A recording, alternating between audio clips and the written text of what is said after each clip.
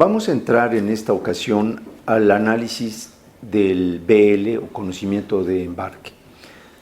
Es importante que ustedes puedan revisar un BL de su empresa o consigan uno de manera a que se puedan familiarizar. El documento es, como ya se ha indicado, el eje de todo el negocio marítimo y tiene en su clausulado una herencia de 500 años de navegación y genera grandes dificultades en su análisis. De ahí la importancia que vayamos poco a poco en la comprensión de este importante documento. Lo primero que ustedes van a notar es que en la parte de enfrente, en la carátula, vienen espacios para llenar las características tanto de la mercancía como la información necesaria, indispensable para la ruta, la naviera, etc. Quiere decir que en cuanto al llenado del BL, la parte de enfrente, vamos a decir que es relativamente sencillo. Y la parte de atrás, donde encuentran estas letras pequeñas, es propiamente el contrato. De esta manera, lo primero que decimos es que el BL funciona o bien como recibo de la carga o bien como prueba de la existencia de un contrato de transporte de mercancías por agua. Una vez llenado el BL, ustedes van a encontrar en la parte de atrás, en las primeras cláusulas, lo que se denominan definiciones. Estas definiciones varían de contrato en contrato. Recuérdese que el BL, si bien en lo esencial cuenta con las mismas características, cada naviera emite el suyo propio y cada naviera determina cuáles son aquellas definiciones útiles para el entendimiento del contrato. Entonces, ustedes ahí van a identificar que es muy útil leer esa primera cláusula, donde se va a definir qué es tarifa, se va a definir la jurisdicción, se va a entender qué es el shipper, el consignee, el embarcador, etc. De esta manera, la cláusula de definiciones nos pone en línea con el lenguaje para poder entender el contrato. Una vez que ustedes están llenando el BL, notarán que va a aparecer la leyenda set to contain, dice contener. La razón de esto es que no corresponde al naviero verificar el contenido de las mercancías o del contenedor según sea el caso. Por otro lado, sería físicamente imposible verificar y lo más importante, jurídicamente no tiene sentido para el naviero verificar que efectivamente vienen 425 pantallas planas o computadoras o zapatos, porque no es su papel.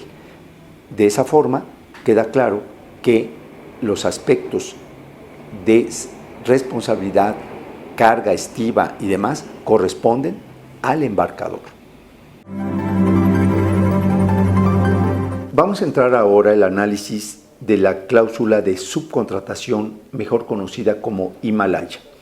Esta cláusula lo que determina es la libertad del naviero para subcontratar a terceros prestadores de servicio marítimos y de otra índole.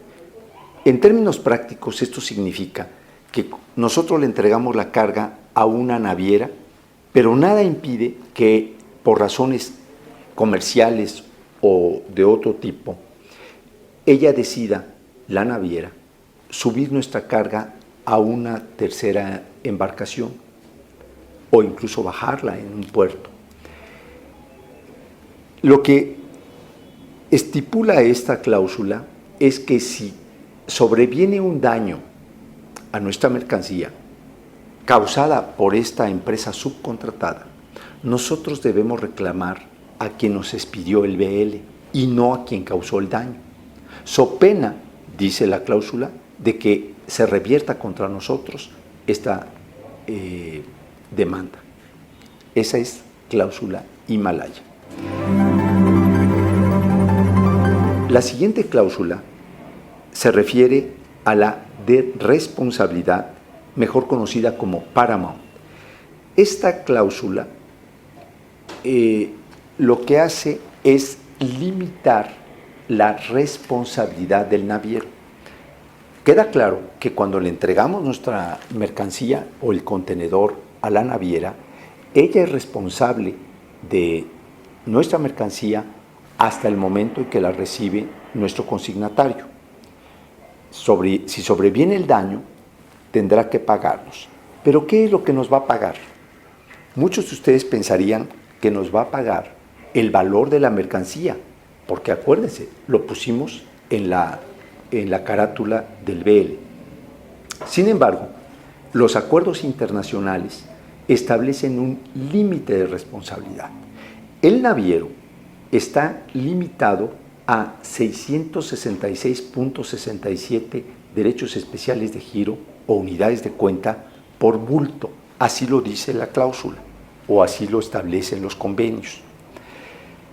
Para saber qué significa esto, necesitamos, por un lado, resolver qué es una unidad de cuenta y cuánto vale un derecho especial de giro.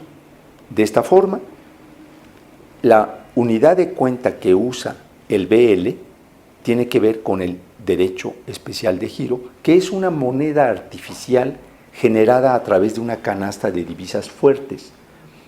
Incluso ustedes pueden revisar la cotización el día de hoy de un derecho especial de giro conforme al dólar o el peso mexicano o a la moneda que ustedes usen.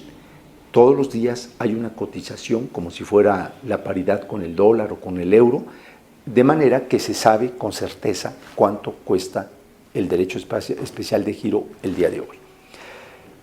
Una vez definido eso, digamos que equivale a $2 el día de hoy, por poner un ejemplo. Ahora tenemos que multiplicar 2 por 666.67 y esto es el límite de responsabilidad, la resultante es el límite de responsabilidad del naviero respecto a un bulto. Luego entonces tenemos que definir qué cosa es un bulto. No piensen que un bulto son los pequeños bultos que metieron dentro de un contenedor. Un bulto es el contenedor completo. Por extraño que parezca, jurídicamente eso es un bulto, porque en sus orígenes se tenían unidades así, guacales, bultos, toneles, etc. Y ese concepto jurídicamente no evolucionó a la par de los conceptos y las técnicas de unitarización de la carga y se quedó como tal. Entonces, si ustedes tienen una carga dentro del contenedor que vale $1.000.000, se daña, lo que va a hacer el naviero es responder con 666.67 unidades de cuenta por el bulto completo. Yo entiendo que esta cifra les debe parecer insuficiente. Para ello, dentro de estas condiciones de responsabilidad, existe la posibilidad de que ustedes reclamen el pago del precio de su mercancía, digamos, conforme a la factura que ustedes entregaron. No el precio comercial, sino el precio de la factura. En este caso, si ustedes así lo desean, que la naviera se responsabilice hasta por el valor total de la mercancía, entonces en el frente del BL tendrán que llenar el espacio donde dice valor declarado. Si ustedes declaran el valor a la naviera y adicionalmente pagan una garantía que se parece mucho a un seguro o que incluso puede ser un seguro, entonces Cuando sobreviene el daño a su mercancía, se destruye el contenedor o lo que ustedes quieran, en este segundo supuesto, la naviera responde por el valor total. Pero recuerden, tuvieron que declararlo y pagar la garantía. La figura de avería gruesa, además de controversial, es compleja. Es una disposición histórica basada en la equidad. ¿Qué significa esto? Significa que en la navegación, que ya hemos dicho que se llama la aventura del mar, porque la embarcación sale de puerto con toda la intención de llegar a buen puerto.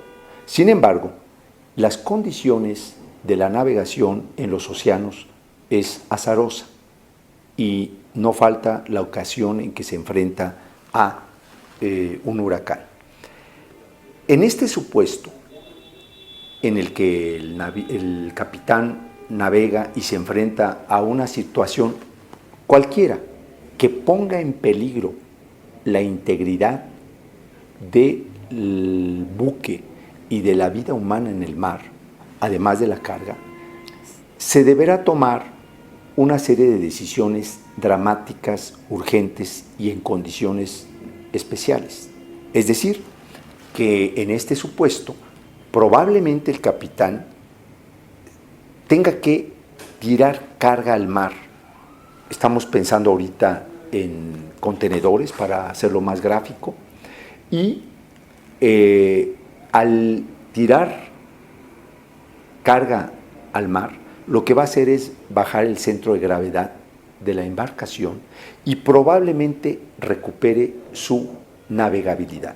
Es decir, que al momento de sacrificar esta mercancía, se está haciendo por un bien superior, que es la integridad de la embarcación, ya decíamos, de la vida de los tripulantes y el capitán. Así, el buque llegaría finalmente al puerto de destino, pero con el problema de que parte de la carga, probablemente la de ustedes, no está ahí, sino está en el fondo del mar. Entonces, el BL, a través de una cláusula que se llama avería gruesa, establece condiciones particulares para tratar este caso. No se confunda con la responsabilidad del naviero. En este caso, no hay responsabilidad del naviero. Lo que hay es una indemnización a quien perdió su carga por el valor total de la misma.